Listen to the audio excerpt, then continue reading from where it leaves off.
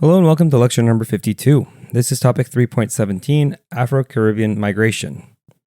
The first learning objective states, explain the reason for the increase in Black Caribbean migration into the United States during the first half of the 20th century. Afro-Caribbeans migrated to the United States largely due to the expansion of U.S. political and economic interests in the Caribbean region. The United States had occupied Cuba and Puerto Rico following the Spanish-American War of 1898. Additionally, the U.S. took over the construction of the Panama Canal from 1904 to 1914, employing many black workers and enforcing segregated working conditions throughout the project. Once the canal was completed, the U.S. retained a 99-year lease on it, establishing a long-term American presence in the area. Haiti and the Dominican Republic were both occupied by the U.S. at various points, Haiti from 1915 to 1934 and the Dominican Republic from 1916 to 1924, after political instability threatened American financial interests in that region. The United States also acquired the U.S. Virgin Islands from Denmark in 1917, expanding its Caribbean influence. This era marked a shift towards American dominance in the region, replacing European powers as the primary foreign influence. These geopolitical changes provided opportunities for some Afro-Caribbeans to migrate to the United States, especially those who had been economically displaced due to American involvement or who had gained more information about U.S. conditions and opportunities. Migration was further encouraged by the economic challenges of World War I. Many Caribbean and Central American countries had become heavily dependent on fruit exports, but these industries declined during the war, creating severe economic hardship in the region. In particular, Jamaica and Puerto Rico were deeply affected by the failing sugar and fruit prices, which left many without stable income. American companies like United Fruit owned substantial tracts of land and held considerable political power in these countries, making them highly dependent on those exports. When their economies weakened, Afro-Caribbean individuals migrated to the United States in search of economic, political, and educational opportunities. The second learning objective says, describe the effects of Afro-Caribbean migration to the United States in the early 20th century and the migration effect on African American communities from 1899 to 1937. There were 140,000 or more Afro-Caribbean immigrants in the United States during this period. Up until the restrictive immigration laws of 1921 and 1924, U.S. immigration policies were largely unrestricted. Even with these new laws, however, immigration from the Western Hemisphere remained largely unaffected. Most Afro-Caribbeans who arrived during this time settled in either Florida or New York. Nearly a third of these migrants were sojourners, or birds of passage, meaning that they only came to the United States temporarily. Their goal was often to work, save up money, and then return to their home countries. This pattern of temporary migration was common among Caribbean workers, especially those from Jamaica and Barbados, who sought seasonal work and financial stability in the U.S. before returning to support their families back home. These migrants had a significant impact on African American communities, though tension sometimes arose. Many Afro-Caribbeans preferred to identify with their national origin rather than solely by their racial identity, which some African Americans interpreted as a resistance to fully integrating into African American communities. This distinct identification was common among immigrants from Jamaica and Trinidad, who often saw themselves as culturally separate due to their colonial histories and distinct customs. Stereotypes and misconceptions on both sides also contributed to these tensions, with each group sometimes viewing the other through a lens of prejudice or misunderstanding. However, this migration also led to the creation of a new blended black culture. Afro-Caribbean and African American communities began sharing elements of their cuisine, music, and customs, fostering a Pan-African consciousness. This blending laid a foundation for the development of a shared black identity in the United States, rooted in a global awareness of African heritage and solidarity. Some of the most prominent Afro-Caribbeans included Marcus Garvey, Claude McKay, and Arturo Schomburg, people who we've already talked about.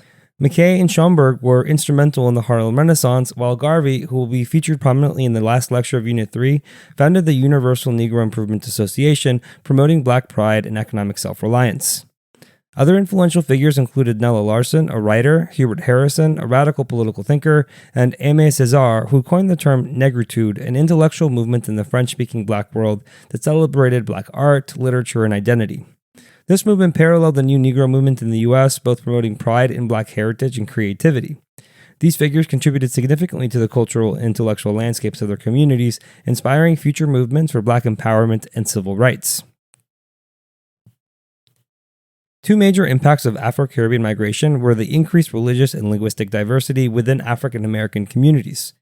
Most Afro-Caribbeans who migrated were from British territories and adhered to Anglican or Episcopalian faiths. Those arriving from Haiti or former Spanish territories like the Dominican Republic often practiced Catholicism. This religious diversity introduced new practices and institutions, such as Catholic churches with services tailored to Caribbean traditions, contributing to the broader religious landscape of Black communities in places like Harlem and Miami. Linguistically, this migration also added diversity, with French and Spanish becoming common languages within Afro-Caribbean neighborhoods, especially in areas with a high concentration of migrants from Haiti and the Dominican Republic. This multilingual environment enriched cultural expression, and bilingual publications, newspapers, and radio programs became essential to the Caribbean American communities, serving as forums for political and cultural exchange. Additionally, migrants from Dutch-controlled colonies in the Lesser Antilles, such as Curaçao and Aruba, brought Dutch and Papiamento to the United States, further adding to that linguistic mosaic. This multilingualism also fostered a more inclusive Pan-African identity, uniting Black communities across language barriers in solidarity and shared cultural pride. Afro-Caribbean intellectuals and thinkers greatly contributed to the radicalization of Black thought in the United States. Their experience with Black empowerment, colonial resistance, and anti-imperialism in their home countries helped to strengthen movements for Black nationalism and civil rights in America. They introduced international perspectives and Marxist ideas linking racial and economic oppression, and began to explore the intersectionality of race and class in the United States. These perspectives resonated especially among Black Americans who were increasingly aware of global struggles against colonialism and oppression, influencing the formation of later movements like the civil rights and Black Power movements. Some of the major figures and organizations included the Universal Negro Improvement Association, known as the UNIA, founded by Marcus Garvey, which promoted Black nationalism, economic self-sufficiency, and Pan-Africanism.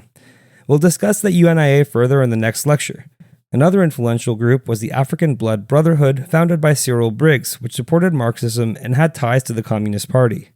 Though it attracted a smaller following than the UNIA with about 3,000 members, the African Blood Brotherhood played a critical role in connecting Black liberation movements to socialist ideologies and was influential among radical circles. Claudia Jones, a communist and anti-imperialist, highlighted the intersections of race, class, and gender in her activism.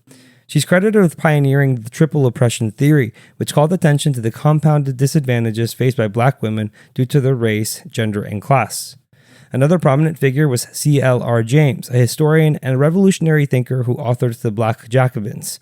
It's one of the most important works of history of the Haitian Revolution that presented it as a foundational struggle for Black liberation. His radical ideas inspired independence and socialist movements across the African diaspora and were especially influential in developing anti-colonial thought globally. Finally, Hubert Harrison, born in St. Kitts, was one of the first intellectuals to explicitly connect race and class oppression in the United States.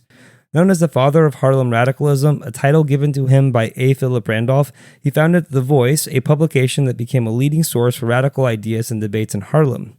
Harrison's activism and writings helped shape the intellectual climate of Harlem during its Renaissance, laying a foundation for future Black radical thought and influence in American political and cultural life. And finally, here's the recap. Afro-Caribbeans migrated to the United States after World War I, largely due to declining Caribbean economies and the expansion of U.S. political and economic interventions in the region. Over 140,000 Afro-Caribbeans arrived, with most settling in Florida and New York. Although this migration sometimes led to tensions with African American communities, it ultimately contributed to a new blend of Black culture. This cultural fusion introduced new languages, religious practices, and philosophical thought, enriching African American communities and fostering a broader Pan-African identity. This blend of culture laid the groundwork for later movements like the Harlem Renaissance and the Civil Rights Movement, where African Americans and Afro-Caribbean leaders collaborated and inspired each other's struggle for racial justice and equality. Thank you for watching. If you would like to watch the next lecture, click the thumbnail on the screen. And if you would like more resources to help you study, you can visit apushslides.com/AFAM. I wish you the best of luck with your studies, and I hope to see you back on the next lecture.